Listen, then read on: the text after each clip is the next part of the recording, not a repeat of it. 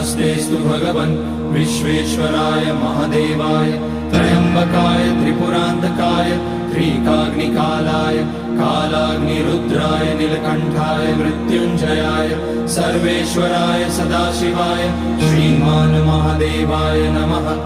ॐ नमः शम्भवाय च मयोभवाय च नमः शङ्कराय च मयस्कराय च नमः शिवाय च शिवतराय च।